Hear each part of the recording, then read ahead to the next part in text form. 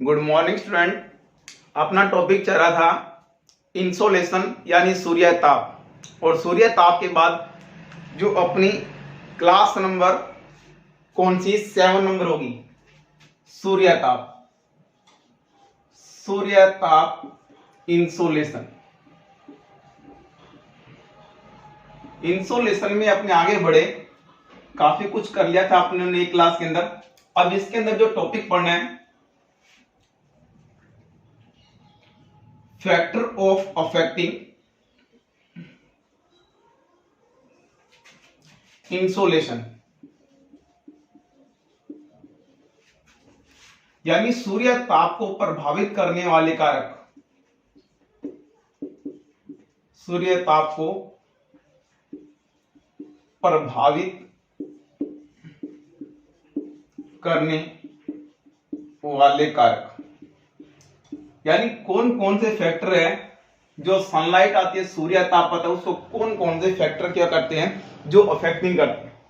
यानी सन से जो रेडिएशन आया, सन से जो कहां पर अर्थ सरफेस की ओर जो रेडिएशन आया, ये कौन कौन से फैक्टर हैं जो इसमें बैरियर करने का काम करते हैं, जो अवरोधों का काम करते हैं, या कौन कौन से फैक्टर है जो इसको प्रभावित करते हैं। तो सबसे पहला फैक्टर देखिए अपने कौन सा है, अक्षांश। अक्षांश प्रभावित करता है या नहीं करता। Latitude,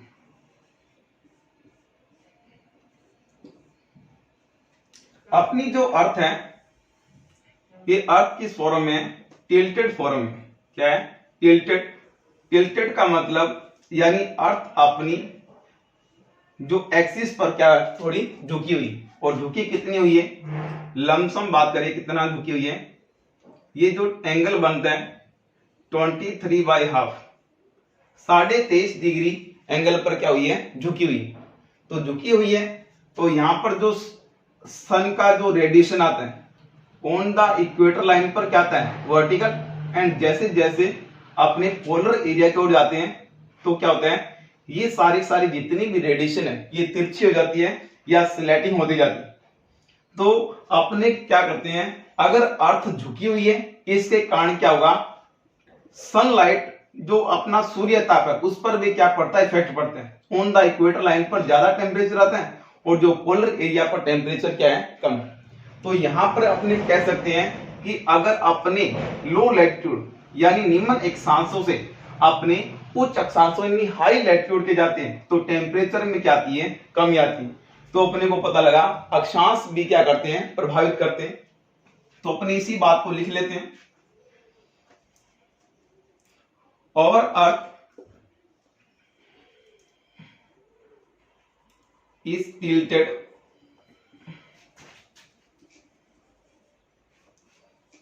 on axis 23/2। पृथ्वी अपनी अक्ष पर 23.5 डिग्री कोण पर झुकी हुई है। झुकी है तो क्या फर्क पड़ेगा, तो on equator line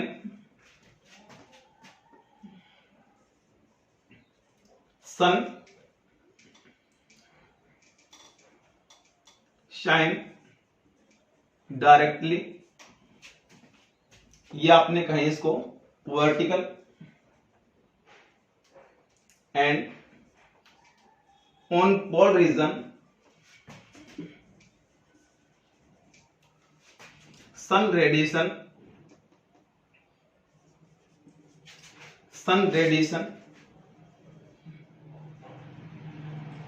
are tilted. तो लिख सकते हैं यहां पर, पहले सर स्क्रीनशॉट लो फिर आगे लिखता हूं।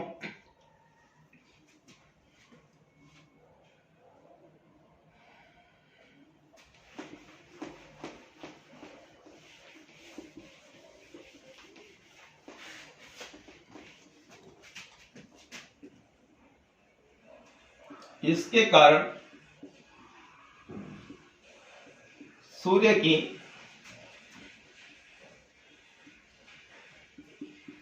सीधी किरणें भूमध्य रेखा पर तथा तिरछी किरणें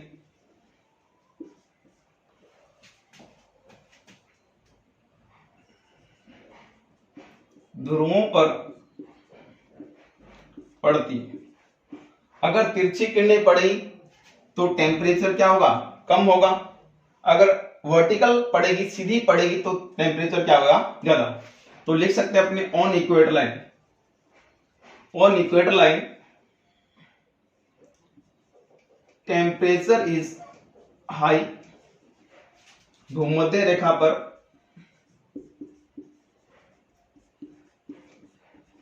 तापमान अधिक होगा, एंड ऑन पोलर रीजन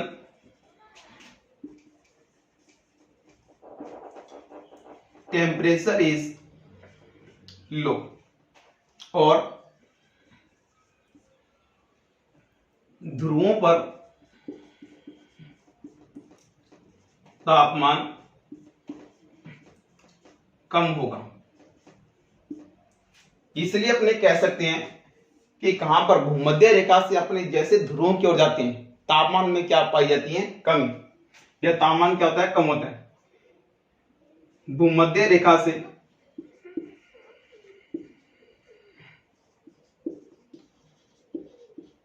ध्रुवों की ओर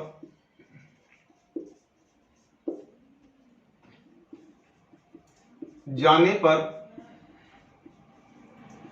तापमान में कमी आती है,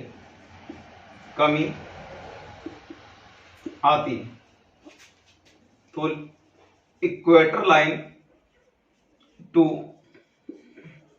पोलर रीजन टेम्परेचर क्या होगा, डिक्लाइन होगा। क्या होगा बच्चों, डिक्लाइन होगा।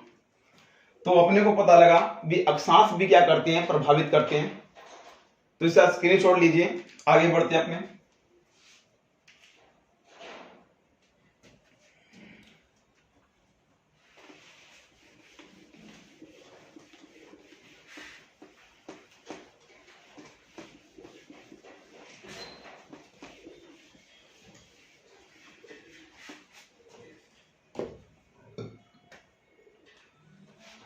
देखो, एक अपने टेबल बनाते हैं।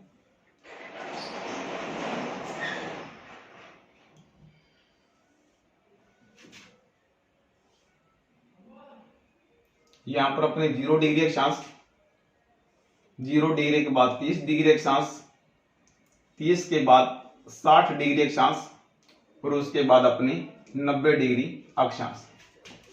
ये है बच्चों लैटिट्यूड यानी अक्षांश। और यहां पर अपने शो कर रहे हैं टेम्परेचर को यानी तापमान को। तो जो 0 डिग्री अक्षांश है, यहां पर जो सन रेडिएशन आती है, जो प्राप्त करता है तो वर्टिकल साइन करता है। इसके कारण यहां पर लगभग 100% 0 डिग्री पर क्या 100% क्या आती है, सन रेडिएशन। जैसे जैसे अपने कहां जाते हैं 30 डिग्री लैटिट्यूड, 30 डिग्री अक्षांश पर, तो ये कम होकर कितना रह जाता है, 87% यानी 87%। और यहां पर चले जाइए 60 डिग्री पर, लगभग ये रह जाता है 57%। तो अपने टोटल 100 माना, यानी 30 डिग्री पर रेडिएशन कम हो जाएगी, सूर्य ताप में कमी आएगी, तो 87%, और 60 डिग्री पर 57%, और लगभग 90 डिग्री पर कितना होता है, 41%। कितना, 41%। तो आपने देखो लो लैटिट्यूड यानी यहां से अपने जैसे जैसे हाई लैटिट्यूड की ओर जा रहे हैं तापमान में क्या आ रही है, कमी आ रही। तो ये क्वेश्चन पूछा जाता है कि 30 डिग्री लैटिट्यूड पर तापमान कितना होगा, 87%, और 60 डिग्री पर कितना होगा, 57%, और 90 डिग्री पर 41%। इसमें एक क्वेश्चन और भी बनता है कि सर्वाधिक, तो सर्वाधिक यानी तीव्र कमी कहां पाई जाती है? तो देखो बच्चों 30 डिग्री से लेकर 60 डिग्री तक, 87 में 57 घटाएं तो यहां पर लगभग कितना हुआ? 30 डिग्री सेंटीग्रेड की क्या पाई जाती है? कमी पाई जाती है। क्या पाई जाती है? कमी पाई जाती है। तो ये क्वेश्चन पूछे हैं, यानी सर्वाधिक तापमान कम कौन कौन से अक्षांशों में होता है? तो अपने बताएंगे 30 डिग्री से लेकर 60 डिग्री तक हाईएस्ट क्या आती है? कमी आती है। तो इसको लिख सकते हैं अपने,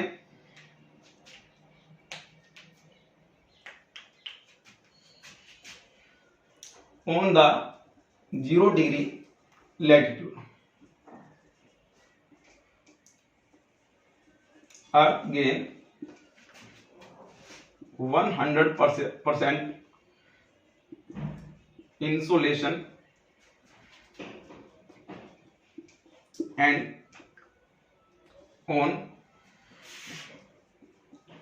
polar region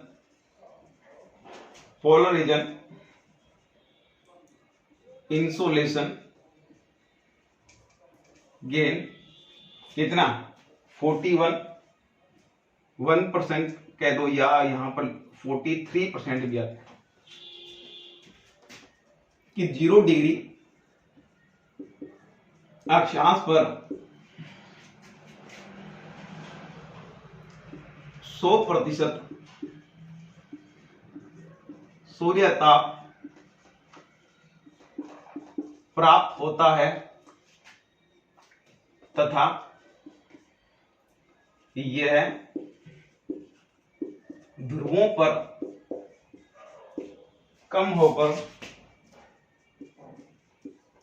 होकर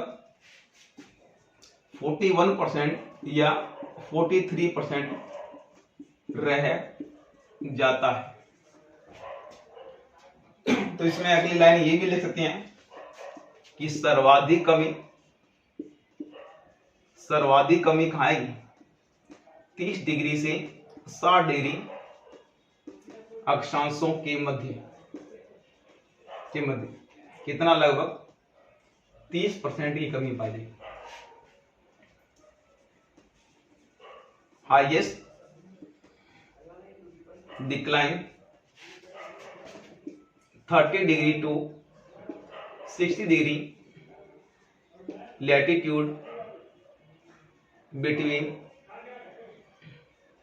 कितना? लमसम 30%। तो बच्चों ये आपको पता लग गया होगा कि अक्षांश भी क्या करते हैं? इंसोलेशन को क्या करते हैं? प्रभावित करते हैं। तो सूर्य ताप को प्रभावित करने वाले कारकों में पहला कारक अपन ने पढ़ लिया कि अक्षांश भी क्या करते हैं? प्रभावित करते हैं। ऐसा स्क्रीनशॉट लीजिए।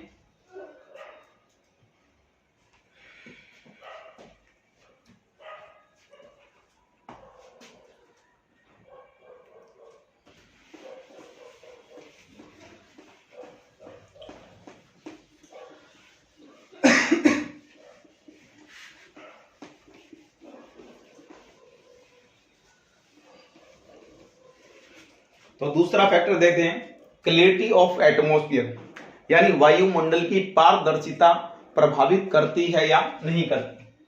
तो सेकंड अपना रहेगा क्लैरिटी ऑफ एटमॉस्फेयर, वायुमंडल की पारदर्शिता।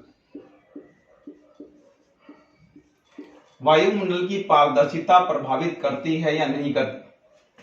देखिए पहले डायग्राम से समझते अपने कि ये अपनी क्या है? अर्थ सरफेस, ये यहां पर क्या है? सनशाइन कर रहा है। ये दो सरफेस ले लेते हैं, ये ए सरफेस है और ये कौन सी अपने पास? B surface. यहां पर क्या है? क्लाउड देने से यहां पर क्या पाए जाते हैं? बादल। इस वाली सरफेस पर क्या मिले अपने को? क्लाउड मिले, यानी क्या है? ये बादल। जब सन रेडिएशन आएगा कहां पर? अर्थ सरफेस की ओर, धरातल की ओर, तो यहां से क्या करेगा? ये कुछ का क्या कर देगा? यहां से रिफ्लेक्शन कर देगा। कुछ का क्या कर दिया इसने? रिफ्लेक्शन कर दिया। और कुछ का क्या कर देगा? अपने पास एब्जॉर्ब कर लेगा, यानी क्या कर लेगा? एब्जॉर्ब कर लेगा तो यहाँ पर क्या बहुत कम तापमान पहुंचेगा। अगर एटमोस्फेयर में क्या है, बादल है, बादल होंगे तो ये क्या करते हैं, अवशोषण का काम करते हैं, एब्जॉर्ब का काम करते हैं, और क्या करते हैं, रिफ्लेक्शन यानी परावर्तन का काम करते हैं। अगर क्लाउड से ढका हुआ है पूरा एटमोस्फियर तो यहाँ पर सनलाइट क्या आएगी, कम आई, तो यहाँ पर इंसोलेशन भी क्या मिलेगा अपने को, कम मिलेगा, यानी सूर्य ताप क्या मिलेगा यहाँ पर, कम मिलेगा। सूर्य ताप क्या मिलेगा, कम मिलेगा। अगर यहां पर क्या है, बिल्कुल स्वच्छ आकाश, कैसा आकाश है, स्वच्छ आकाश है, स्वच्छ आकाश यानी कैसा है, क्लियर स्काई। अगर क्लियर स्काई होगा तो सन रेडिएशन जितनी यहां पर आएगी, जितनी इंसिडेंट होगी और सारी क्या होगी, ये परावर्तित यहां से हो जाएगी। तो यहां पर क्या होगा, इंसोलेशन क्या होगा, ज्यादा क्या मिलेगा अपने को, यहां मिलेगा। तो यहां पर सूर्य ताप क्या मिलेगा, यहां पर ज्यादा मिलेगा, जो है कौन सा, इंसोलेशन क्या मिलेगा, यहां पर ज्यादा मिलेगा। ये परावर्तित करने, अब ये किरणें यहां पर जाएगी, यहां क्या करेगी, परावर्तित भी करेगी। तो यहां पर अपने को देखने को मिल रहा है कि अगर क्या होगा, एटमोस्फेयर में क्लाउड है तो यहाँ पर एब्जॉर्बेशन होगा और क्या होगा, रिफ्लेक्शन होगा, तो सूर्य ताप में क्या आएगी, कमी आएगी। अगर क्या है, बिल्कुल क्लियर मौसम है तो सन से रेडिएशन जितना आएगा सरफेस पर क्या होगा, ज्यादा प्राप्त होगा, तो अपने को सूर्य ताप भी क्या मिलेगा, ज्यादा मिलेगा। तो स्वच्छ आकाश और कौन सा, बादल से ढका हुआ जो अपना एटमोस्फियर है वो भी क्या करता है, प्रभावित करता है। तो यहां पर लिख सकते हैं, in the atmosphere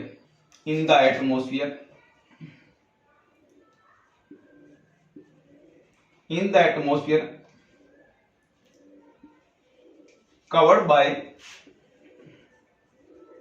cloud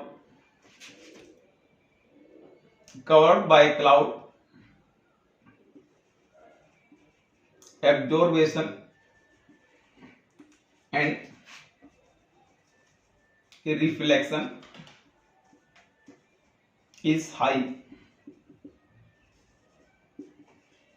then insolation gain earth is low। अगर वायुमंडल बादलों से ढका है तो सूर्य किरणों का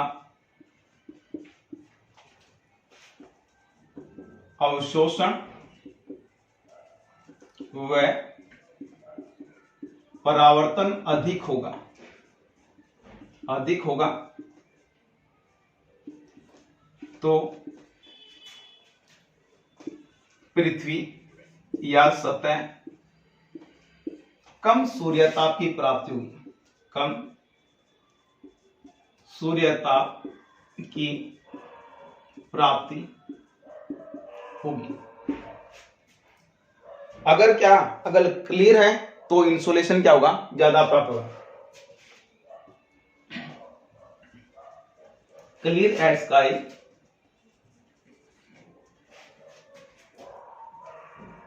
insolation earth receive high, then insolation is high। अगर वातावरण या वातावरण साफ है तो साफ है, कोई अपने स्वच्छ है तो सूर्य ताप की प्राप्ति अधिक होगी। सूर्य ताप की प्राप्ति क्या होगी, अधिक होगी।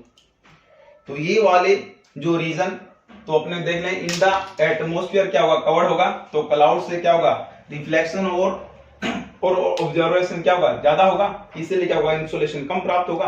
अगर क्लियर वेदर होगा, स्वच्छ आकाश होगा, तो क्या होगा, ज्यादा से ज्यादा क्या होगी, सनलाइट इंसिडेंट होगी, तो सूर्य ताप की मात्रा भी क्या होगी, अधिक प्रभावित होगी। तो इसका स्क्रीनशॉट लीजिए बच्चों।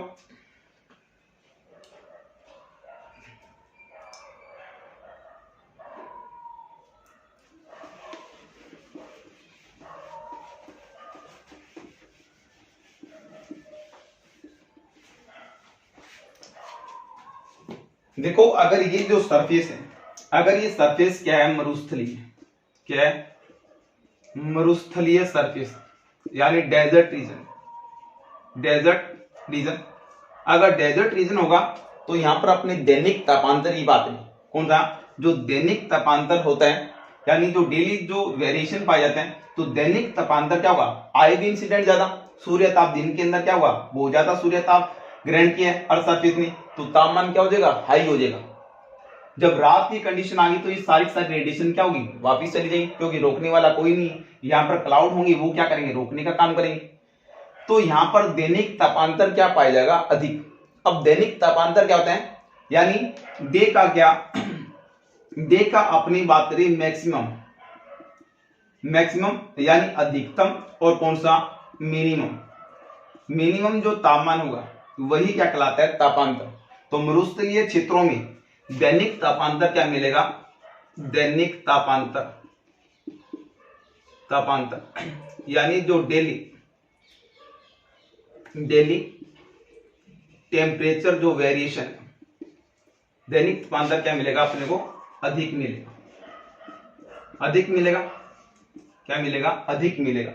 और जो ये वाली सतह होगी, यहां पर क्या होगा, दैनिक तापांतर अपने को क्या मिलेगा, कम मिलेगा। तो यहां पर लिख सकते हैं दैनिक तापांतर, तापांतर क्या मिलेगा अपने को, कम मिलेगा, कम। तो ये भी आप अपने ऐड कर लीजिए। तो क्लैरिटी ऑफ एटमॉस्फेयर भी क्या करते हैं, प्रभावित करते हैं।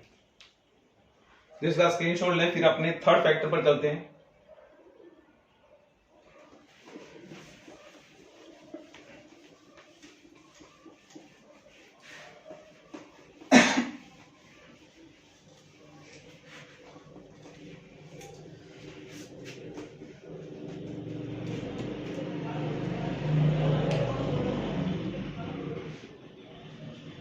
तीसरा अपना फैक्टर है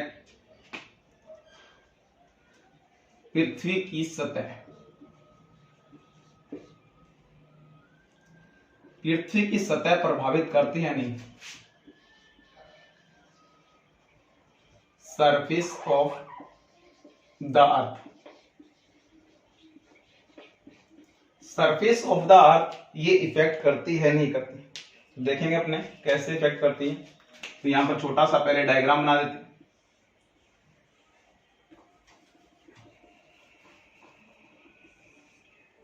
ये क्या है, सन,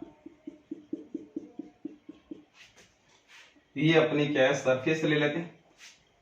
इस सरफेस पर यहां पर देखिए अपने ये वाला जो पोर्शन है, यहां पर ब्लैक मिट्टी, ये वाली सतह कैसी है, अपने कहेंगे काली मिट्टी। ये है काली मिट्टी की सतह, black soil.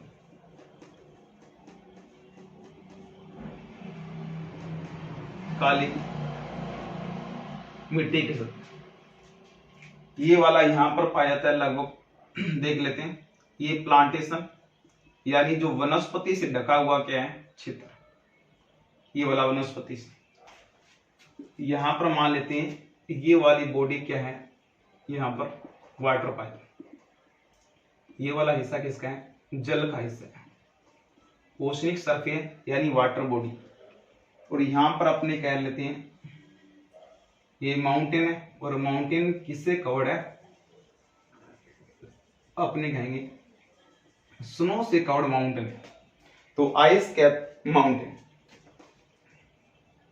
Ice cap mountain, ice cap यानी अपने फ्रेश आइस की बात करें, यानी स्वच्छ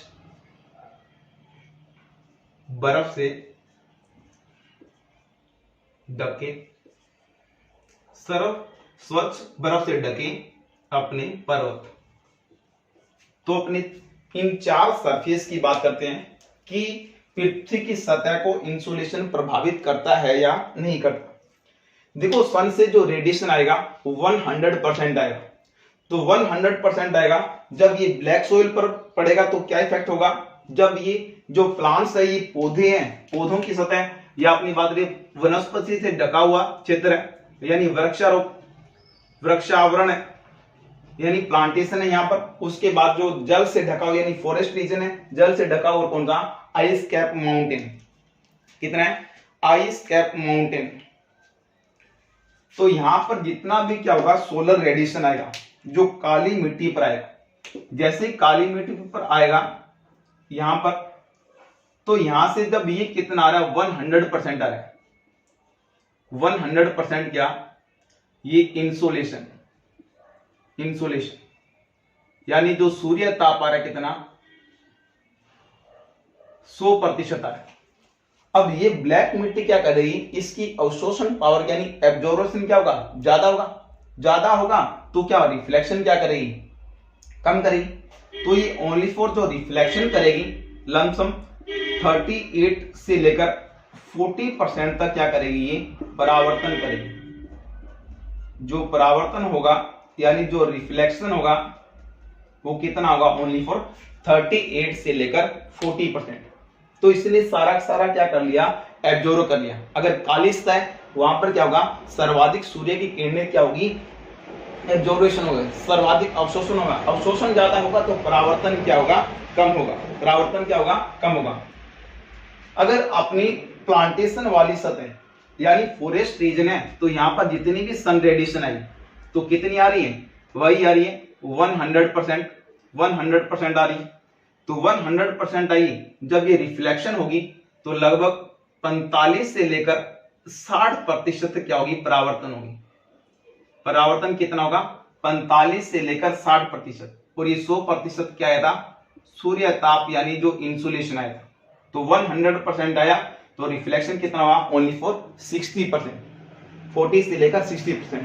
तो यहां पर देखो ज्यादा परावर्तन हो रहा है, यहां पर कम क्या हो रहा है, अवशोषण। अगर सतह है जल की, अगर जल की है सतह तो यहां पर जो परावर्तन होगा तो 100% क्या आ रहा है अपने पास, इंसोलेशन, सूर्य ताप। जो सूर्य ताप अपने पास आ रहा है कितना, 100%।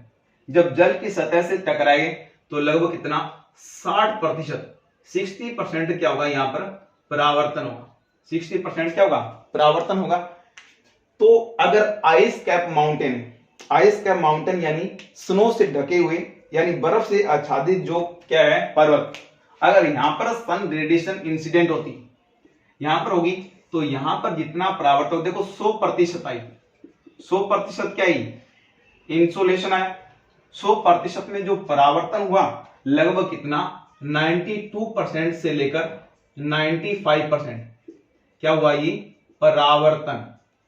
परावर्तन कहें या अपन रिफ्लेक्शन हुआ। क्या हुआ, रिफ्लेक्शन। तो अपने को यहां से देखने को पता है, लग रहा है कि सतह जैसी होगी उसके जो आने वाली सोलर रेडिएशन है उनका अवशोषण या परावर्तन में भी क्या पाई जाती है, भिन्नता पाई जाती है। अगर सरफेस ब्लैक सोइल है तो 100% आया तो 38 से लेकर सिर्फ 40% क्या हुआ, परावर्तन हुआ। तो यहां पर अगर फॉरेस्ट रीजन है, वृक्षारोपण है या जो जंगल एरिया है तो वहां पर लगभग कितना परावर्तन होगा, 45 से 60%। अगर वाटर सरफेस है, जल भाग है तो 100% आया और 60% क्या हुआ, परावर्तन। अगर ये सन की कौन सा अपनी बात करें आइस कैप माउंटेन है तो 92 से लेकर 95% क्या हुआ, परावर्तन। तो अपने को यहां से देखने को मिल रहा है कि जितनी क्या होगी अर्थ सरफेस में धवलता होगी यानी श्वेत होगा, अगर व्हाइट सरफेस होगी तो परावर्तन की दर उतनी ही क्या होगी, अधिक होगी। अगर क्या होगी, जितनी ही क्या होगा उसका डार्कनेस, पृथ्वी की जो सरफेस है जितनी गहरे रंग की होगी, ये काला गहरा रंग है, गहरा, तो परावर्तन की दर भी क्या होगी, अधिक होगी। तो यहां पर अपने लिख सकते हैं तो क्या होगा, तो रिफ्लेक्शन, रिफ्लेक्शन क्या होगा, रिफ्लेक्शन क्या होगा, यहां पर कम मिलेगा, रिफ्लेक्शन कम होगा, यानी परावर्तन, परावर्तन क्या होगा, कम होगा। अगर यही है तो अपने इसको एब्जॉर्बेशन दे लेते हैं, एब्जॉर्बेशन, एब्जॉर्बेशन यानी जो अवशोषण है, अवशोषण क्या होगा, यहां पर क्या होगा, अधिक होगा, क्या होगा, अधिक होगा। यहीं पर अगर व्हाइट सरफेस अपने पास, सफेद सतह है, तो क्या होगा, परावर्तन क्या होगा, परावर्तन अधिक होगा, रिफ्लेक्शन है जो, रिफ्लेक्शन क्या होगा, अधिक होगा, और जो अवशोषण है, अवशोषण, जो एब्जॉर्बेशन है, एब्जॉर्बेशन क्या होगा, यहां पर कम होगा। तो ये क्या करता है, पृथ्वी की सतह भी क्या करती है, सनलाइट को क्या करती है, प्रभावित करती है। तो इसका स्क्रीनशॉट लीजिए, फिर मैं आपको लिखवाता हूं यहां पर।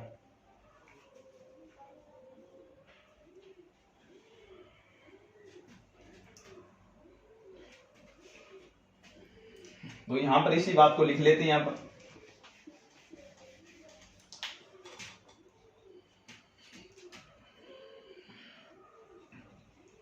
पृथ्वी की सतह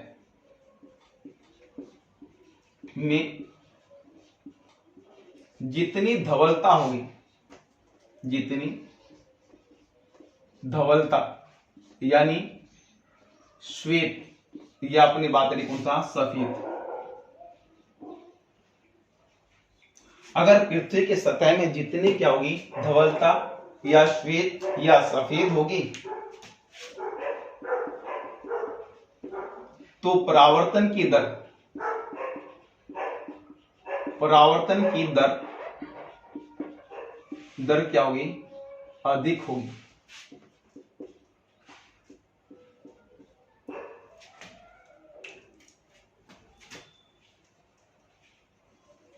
surface of the earth, earth white या अपने light colour, light colour, then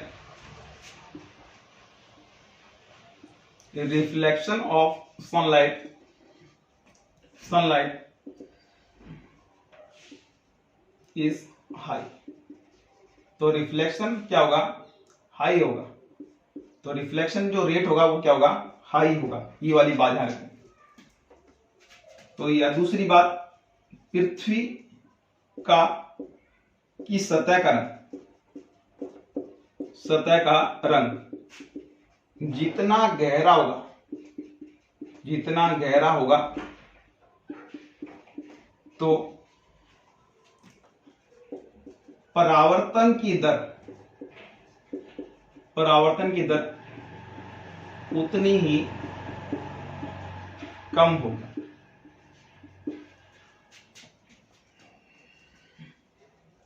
darkness of earth surface,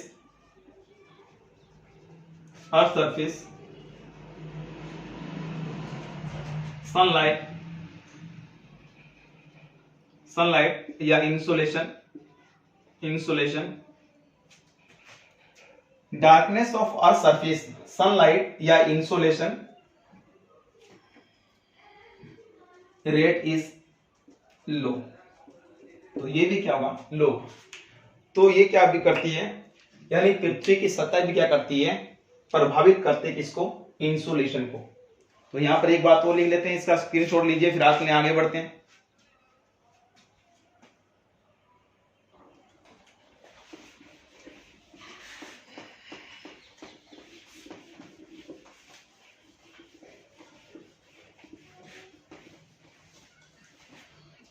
तो चार कलर की बात करते हैं। सबसे पहले जो व्हाइट कलर,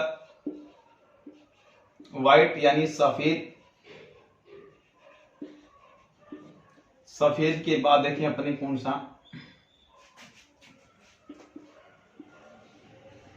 ब्लू, नीला, नीला के बाद अपने ग्रीन, यानी कौन सा हरा, और हरे के बाद है कि अपने ब्लैक, ब्लैक यानी कौन सा काला। तो ये 4 कलर की बात करें जिसमें सर्वाधिक जो परावर्तन होगा, हाईएस्ट जो रिफ्लेक्शन होगा, यहां पर रिफ्लेक्शन, तो सर्वाधिक क्या होगा यहां पर परावर्तन। तो यहां पर क्या है सर्वाधिक परावर्तन, और यहां पर क्या होगा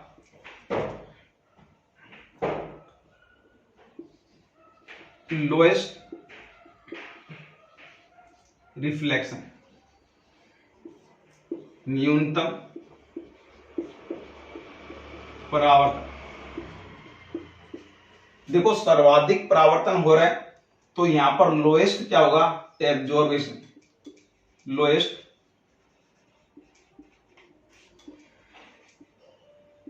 एब्जॉर्बेशन, न्यूनतम क्या होगा अवशोषण, और यहां पर क्या होगा हाईएस्ट एब्जॉर्बेशन, अधिकतम क्या होगा अवशोषण। तो ये भी आपको पता लगा कि पृथ्वी की सतह का रंग जितना गहरा होगा परावर्तन की दर उतनी ही न्यूनतम होगी, जितना क्या होगा धवल होगा श्वेत होगा तो उतनी परावर्तन की दर क्या होगी अधिक होगी। इसलिए कहते हैं कि गर्मियों में क्या अपने श्वेत कपड़े डालने चाहिए। तो इसका स्क्रीनशॉट लीजिए।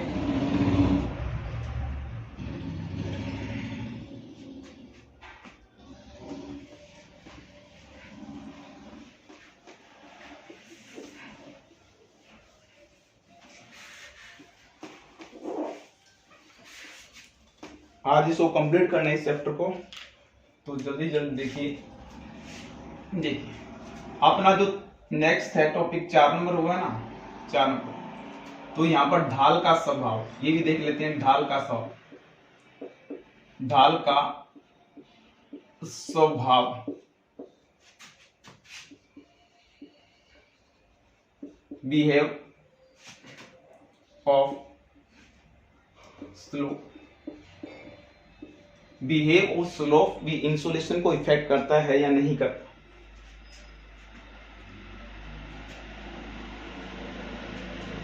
देखो ये वाले बच्चों कौन सा है इक्वेटर लाइन, कौन सी लाइन है इक्वेटर लाइन, ये इक्वेटर लाइन के आसपास वाला एरिया। और ये क्या है अपनी बात करें उच्च अक्षांश की बात करते हैं, उच्च अक्षांश यानी कौन से जो हाई लैटिट्यूड उच्च अक्षांशों की। और यहां पर भी बात करेंगे अपने उच्च अक्षांशों की, हाई लैटिट्यूड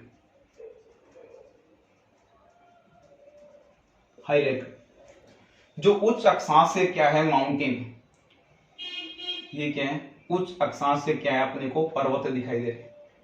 और ये भी क्या है उच्च अक्षांश से क्या है माउंटेन, उच्च अक्षांश से क्या है पर्वत। अब उच्च अक्षांश के जो पर्वत हैं ये हाई लैटिट्यूड के क्या है माउंटेन। हाई लैटिट्यूड की माउंटेन अपनी बात करें, यहां पर अपनी बात कर लेते हैं अपने रॉकी माउंटेन, जो कहां पर है यूएसए में। रॉकी के बाद अपने आल्पस माउंटेन,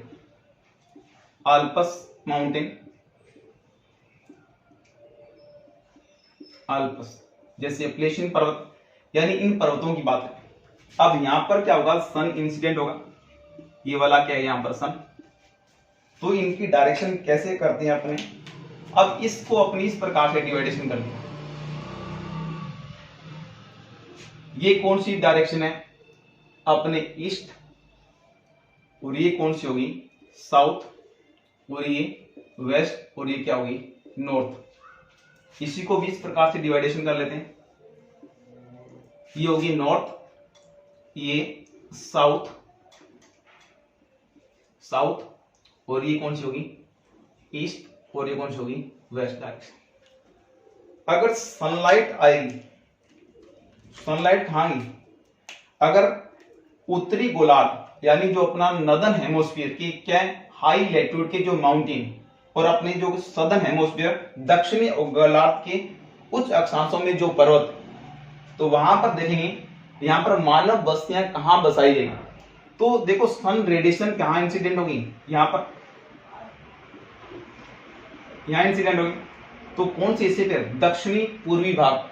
तो जितने भी उत्तरी गोलार्ध के जितने भी पर्वत हैं वहां पर मानव बस्तियां जो बसाई जाएगी कहां पर अपने कहीं दक्षिणी पूर्वी भाग पर। कौन सी, दक्षिणी पूर्वी भाग पर बसाई जाएगी। क्यों, उच्च लैट्यूड के माउंटेन होंगे, ठंड ज्यादा होगी, तो ठंड से बचने के लिए किसी दक्षिणी पूर्वी अक्षांशों पर क्या बसाई जाएगी, बस्ती।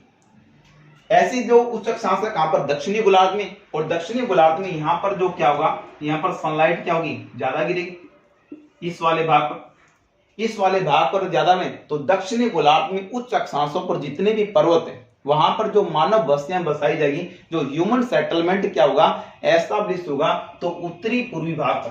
तो यहां पर कौन सा होगा, उत्तरी पूर्वी भाग पर, यानी नॉर्दर्न ईस्टर्न पार्ट पर क्या बसेगा, ह्यूमन सेटलमेंट क्या, मानव बस्ती। यहां पर होगा कौन सा, साउथ ईस्टर्न पार्ट, दक्षिणी पूर्वी भाग, साउथ ईस्ट पार्ट पर क्या होगा, ह्यूमन सेटलमेंट, मानव बस्तियां बसाई जाएगी। तो ये भी आपको क्लियर होगा। और जो होंगे कौन से, मध्य अक्षांश वाले, यानी जो ये वाले अक्षांश वाले होंगे, यानी लो लैट्यूड वाले रीजन होंगे। तो यहां पर बात कर लेते हैं, इसी की बात कर लेते हैं।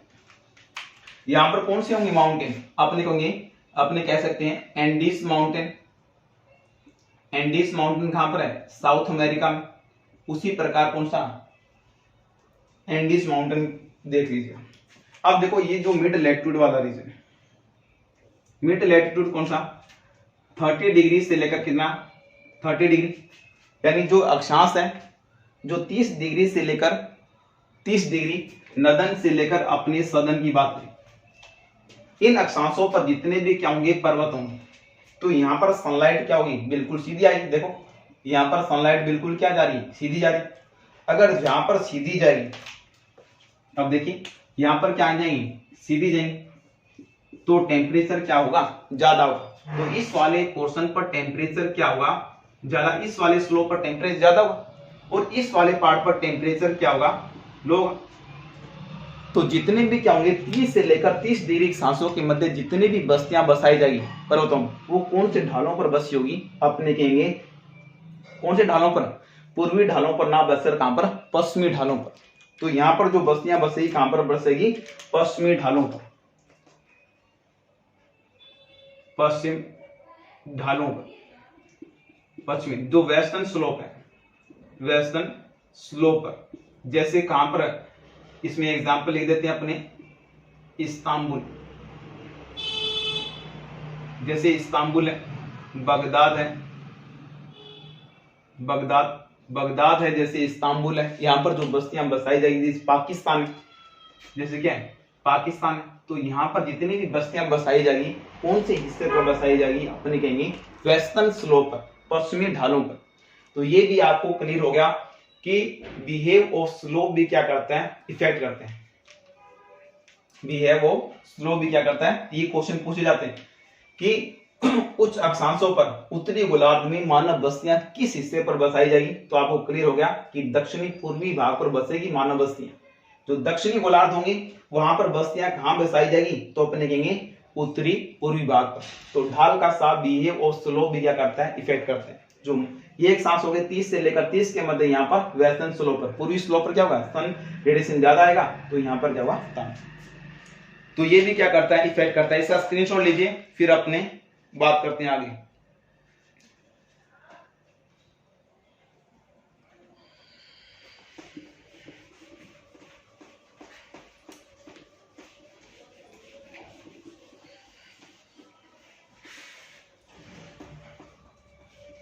इसको भी थोड़ा सा लिख देते हैं।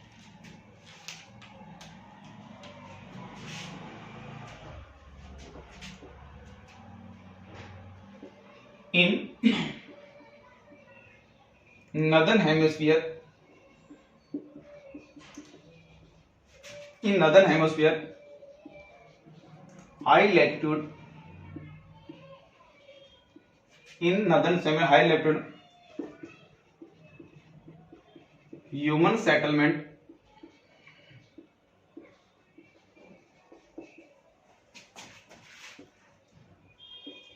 established in south eastern part, उत्तरी गोलार्ध के उच्च अक्षांशों के पर्वतों पर, उच्च अक्षांशों के पर्वतों पर मानव बस्तियां दक्षिणी पूर्वी ढालों पर, दक्षिणी पूर्वी ढालों पर बसाई जाती, क्योंकि तापमान क्या चाहिए इनको, अधिक चाहिए। In southern hemisphere, in southern hemisphere, यह भी हाई लैटिट्यूड है, हाई लैटिट्यूड, ह्यूमन सेटलमेंट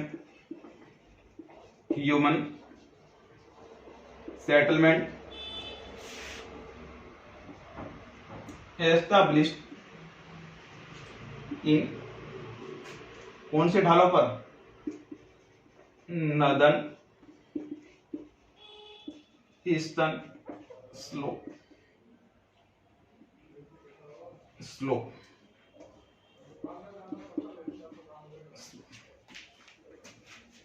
तो दक्षिणी गोलार्ध के उच्च अक्षांशों, दक्षिणी गोलार्ध के उच्च अक्षांशों पर मानव बस्तियां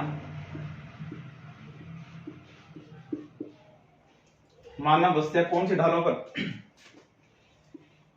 उत्तरी पूर्वी ढालों पर बसाई जाती। और जो निम्न अक्षांश होंगे इसी में आगे लाइन लिख देते हैं। निम्न अक्षांश जो अपने लो लैटिट्यूड है, जो लो लैटिट्यूड कितने में 30 डिग्री नॉर्थ से लेकर 30 डिग्री साउथ के मध्य कहां पर बसेगी, पश्चिमी ढालों पर,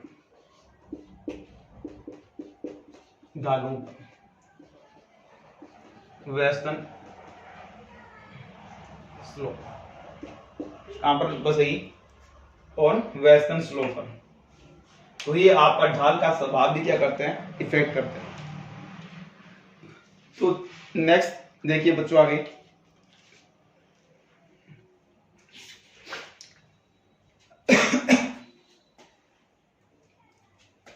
स्क्रीनशॉट लीजिए बच्चों।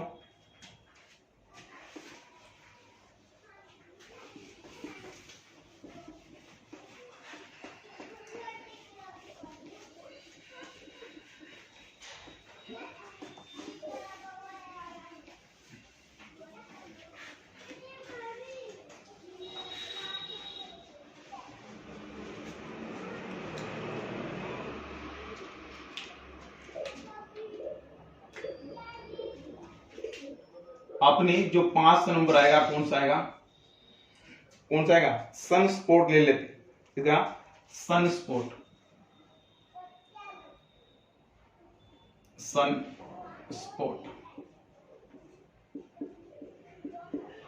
ये लास्ट है सौर कलंक।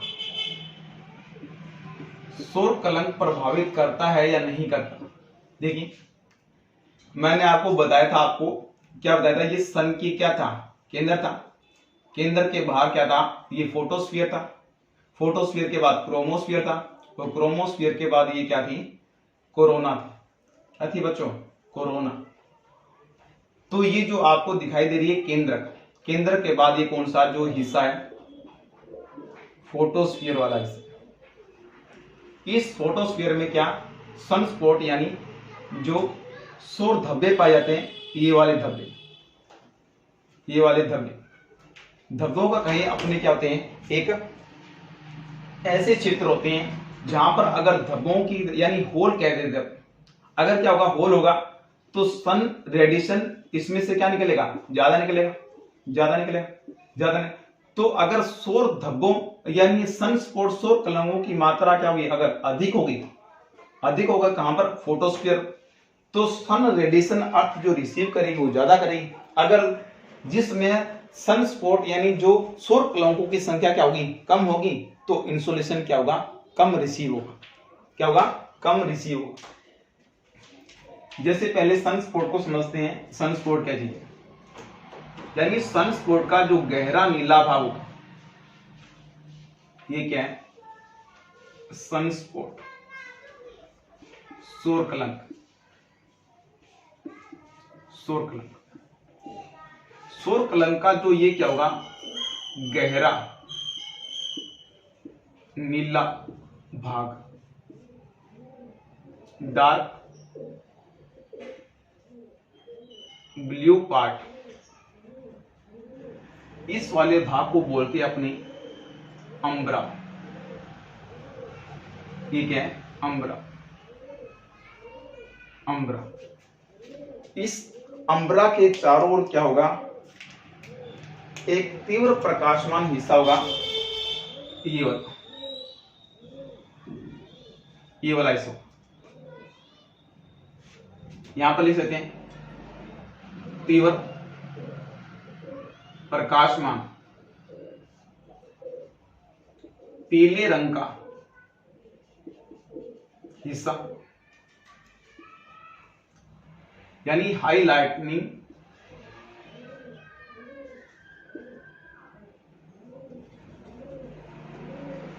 यहां पर दिख नहीं रहा होगा आपको, तीव्र प्रकाशमान पीले रंग का हिस्सा, पीले रंग का हिस्सा, हिस्सा कह दो या वलय कह दो, यानी जो हाई लाइटिंग, हाई लाइटनिंग जो पार्ट है, हाई लाइटनिंग येलो पार्ट, इस पार्ट को क्या बोलेंगे, पेनुम्ब्रा, पेनुम्ब्रा। तो ये भी ध्यान रखना है, कौन सा, पेनुम्ब्रा।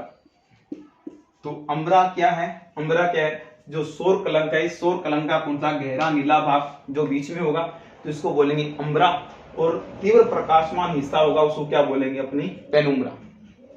अब इस सन स्पॉट है, इस सन स्पॉट का जो काल है, इस सौर जो कलंक है, इसकी आवर्ती काल, एक तो पहले इसका काल देखें, ये दो बातें आती है, सौर कलंक का जो काल, इसका जो क्या होगा, काल होगा, इसका सन स्पॉट का, सन स्पॉट का जो पीरियड होगा, ये पीरियड होगा बच्चों कुछ सेकंड होगा, मिनट होगा, मिनट या क्या होगा, कुछ दिन,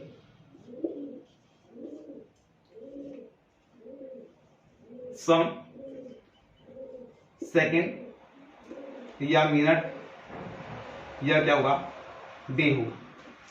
मैं सौर सरंग का काल बोल रहा हूं। अगर आपसे पूछा जाए सौर कलंक का आवर्ती काल, जो आवर्ती काल होगा वो कितना होगा, यानी इसका जो इसका फ्रीक्वेंसी पीरियड होगा, जिसका जो क्या होगा, फ्रीक्वेंसी पीरियड होगा, जो आवर्ती काल होगा वो कितना होगा बच्चों, 11 साल होगा, 11 साल। क्या होगा, 11 साल होगा। कैसे होगा 11 साल, देखें अपने समझ लेते हैं। ये मान लीजिए क्या है, ये ऐसे हिस्सा मान लेते हैं, देखो ये, तो पहले जो 5.5 वर्ष होंगे, 5.5 क्या होंगे वर्ष होंगे, इसको क्या बोलते हैं, सौर कलंक वर्धन काल, सौर कलंक वर्धन काल, यानी इसको क्या बोलते हैं, सनस्पॉट, सनस्पॉट, जो सनस्पॉट है इसको क्या है, इसको इंक्रीजिंग पीरियड बोलते, इंक्रीजिंग पीरियड, पीरियड, ये इंक्रीजिंग पीरियड है, यानी क्या हो रहा है, सनस्पॉट का क्या हो रहा है, वर्धन काल, यानी यहां पर क्या हो गया, सनस्पॉट है, यानी एक सनस्पॉट जो बनेगा तो उसका कुछ समय और कुछ सेकंड के लिए, मैंने बताया इसका पीरियड होते हैं, सनस्पॉट बना और क्या हो गया, खत्म हो गया, कुछ दिनों के लिए जो बने ये खत्म हो गई, तो पहले 5.5 वर्ष तो क्या होंगे, यानी इनकी संख्या में क्या होगी, वृद्धि होगी, क्या होगी, वृद्धि होगी, वृद्धि होगी 5.5 वर्षों में तो, और यहाँ पर जो अगले 5.5 वर्ष है, अगले जो 5.5 वर्ष है, तो यहाँ पर सनस्पॉट में क्या होगी, धीरे धीरे इनमें क्या होने लग जाएगा, डाउनफॉल आने लग जाएगा, तो ये वाला क्या कहलाता है, आवर्ती काल कहलाता है, क्या कहलाता है, आवर्ती काल, यानी को फ्रीक्वेंसी रेट बोलते हैं, इसको बोलते हैं डाउनफॉल, डाउनफॉल यानी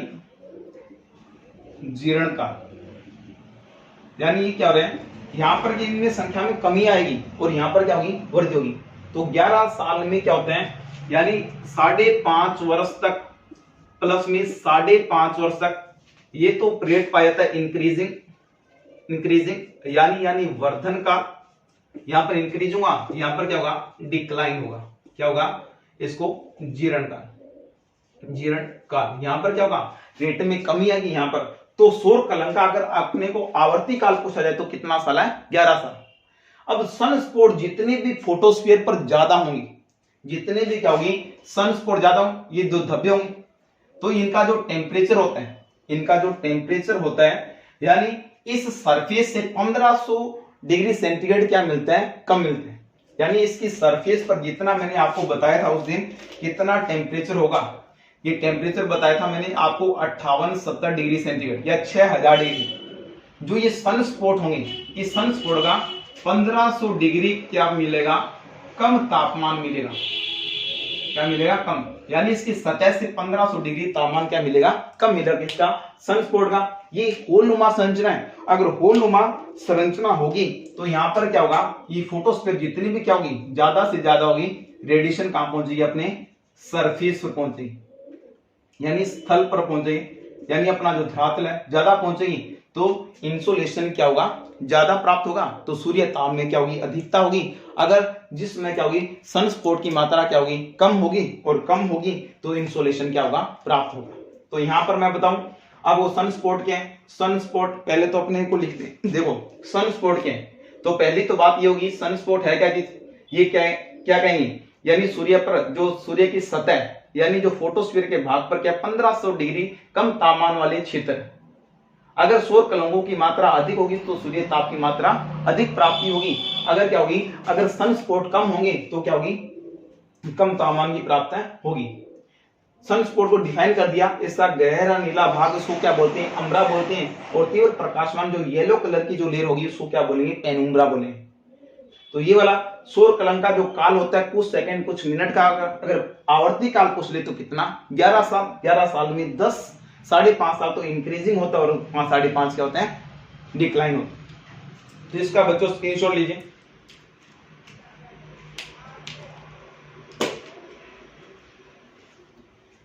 तो बच्चों अपना जो इंसुलेशन वाला पार्ट है, देखो बहुत सारे फैक्टर है और भी है, जैसे अपसोर है, उपसोर है, एपीहेलाइन, पेरीहेलाइन, ये भी इफेक्ट करते हैं। तो ये जो अपना इंसुलेशन है, लगभग इतने फैक्टर पढ़ने अपने को, जो सूर्य ताप को प्रभावित करने वाले जो कारक है इतनी पढ़ेंगे, और ये अपना इंसुलेशन का टॉपिक क्लियर हो चुका। इसमें एक टॉपिक और बचा है, हीट बजट, उष्मा बजट, उसको अपने कल डिफाइन करेंगे।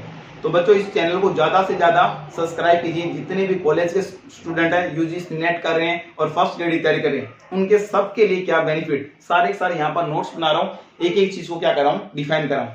तो आप पूरे नोट्स तैयार कीजिए और इसी प्रकार लाइक, सब्सक्राइब और ज्यादा से ज्यादा इस चैनल को शेयर कीजिए। Thank you sir.